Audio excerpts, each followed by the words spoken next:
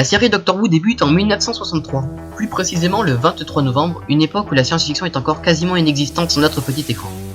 Et s'il y a bien une chose à savoir sur la série, c'est bien qu'à ses débuts, elle devait prendre une toute autre direction. En effet, Doctor Who se voulait au tout début être une série éducative, utilisant le voyage dans le temps et les connaissances du Docteur, le personnage principal, pour enseigner l'histoire et la géographie, ainsi que les sciences plus ou moins basiques aux jeunes britanniques. C'est dans cet esprit qu'est engagé William Hartnell, 55 ans à ce moment, pour interpréter le tout premier Docteur, devenu depuis une icône de la série. Pour parler assez rapidement de l'acteur, William Hartnell est né le 8 janvier 1908 et est décédé le 23 avril 1975.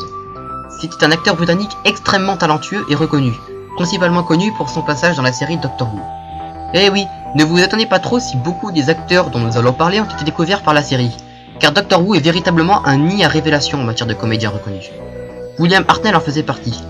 Il jouera le Docteur durant 3 saisons, de 1963 à 1966, puis quittera le plateau de tournage à cause de sa maladie, l'artériosclérose, une maladie évolutive qui commençait à affecter sa mémoire. Il mourra 9 années plus tard d'une attaque cardiaque, après son internement à l'hôpital psychiatrique en 1974. Le Docteur incarné par Hartnell est assez proche de l'archétype du savant fou, avec cependant une grosse pointe d'amertume et un profond dégoût des humains. Mais qui est-il exactement? Au début de la série, on apprend qu'il est un extraterrestre extrêmement âgé, utilisant sa capsule temporelle, le TARDIS, pour se déplacer à travers l'espace et les époques. Il est accompagné de sa petite fille Susan Foreman, qui étudie sur Terre à l'école de Coal Hill. Jusque là tout va bien, jusqu'au moment où les professeurs de Susan, Barbara Wright et Ian Chesterton, embarquent accidentellement dans le TARDIS. Ils auront beaucoup de mal, c'est le cas de le dire, à s'adapter au fait qu'une boîte plus grande à l'intérieur qu'à l'extérieur puisse voyager à travers le temps.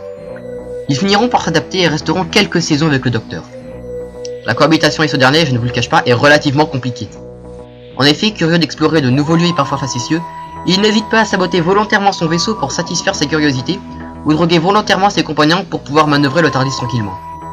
Très loin du personnage altruiste qu'il sera plus tard, il peut se montrer très égoïste, surtout par crainte, et renoncer à soigner un ennemi mortellement blessé.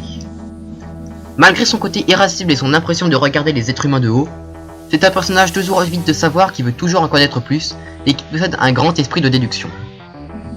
Le Docteur n'a pas mauvais fond, mais toutes ces années passées à fuir depuis qu'il a quitté Gallifrey, sa planète natale, en volant le TARDIS l'ont rendu paranoïaque, et plus la série avance, plus le Docteur devient une figure bonne et paternelle. Dans certains épisodes, le Docteur refuse tout bonnement de massacrer, et refuse catégoriquement de prendre une arme. De plus, celui-ci, assez insensible aux autres, s'ouvre de plus en plus à de nouveaux compagnons, comme Steven, ou Vicky et Dodo qu'il traite comme ses filles. Sa personnalité se reflétait très bien dans sa tenue. Une redingote noire et un gilet fauve au-dessus d'une chemise à col, avec une cravate noire, parfois à carreaux, et un pantalon en fuseau horaire. Hartnell portait parfois une bague avec une grande pierre bleue qui lui permettait également d'hypnotiser ses ennemis. Après de multiples aventures et de nombreuses rencontres, le premier Docteur mourra finalement de vieillesse et de fatigue après une ultime bataille contre les Cybermen. William Hartnell laisse alors sa place à un tout nouvel acteur, Patrick Troughton, plus jeune que lui de 12 ans pour jouer le mystérieux Docteur, lors d'un étrange phénomène qui permet au personnage de survivre au-delà de la mort, appelé régénération. Mais là, je ne vous le cache pas, c'est une toute nouvelle histoire qui commence.